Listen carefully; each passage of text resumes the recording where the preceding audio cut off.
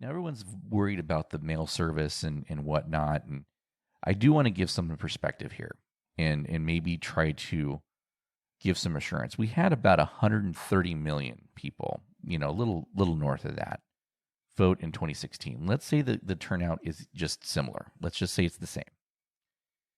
Well, USPS processes about 140 billion with a B pieces of mail per year.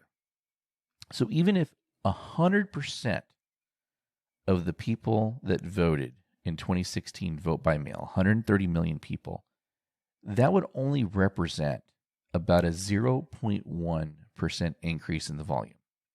Now, you could argue, well, it's happening all at once, except for the fact that it's spread out. I mean, you get the ballots, a month in advance. Sometimes some states it's even farther in advance. And so that time that processing is spread out, but also we know it's not going to be 100%.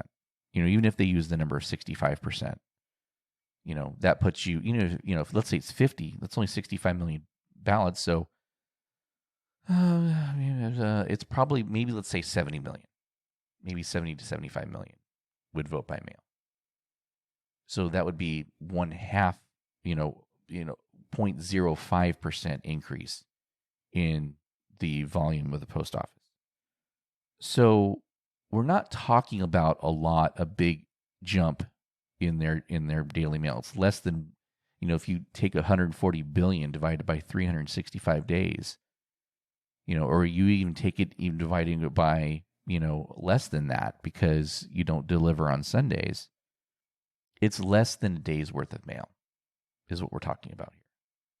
So I'm not worried about it breaking the post office too much, especially since it's a very straightforward piece of mail that they're handling. It can go through the machines. It doesn't have to be manually handled. So I think there's a little bit of an overreaction as to, oh my God, the USPS won't be able to handle this. And they have issued some warnings to states, probably just more as a CYA. But in the grand scheme of things, the number of pieces of mail we're talking about relative to what they normally handle it's a proverbial drop in the bucket. It really is.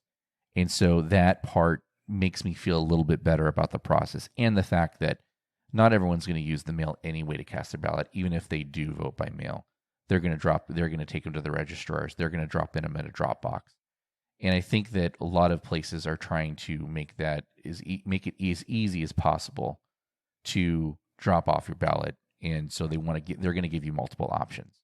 So I'm not too worried about the mail service getting overwhelmed. What I am worried about is for those states and those counties that are going to mass mail-in ballots for the first time, handling that process, handling the signature verifications, and having that drag out. And that's what happened, I think, in New York, for example. It took 6 weeks to get a result in just a congressional district race.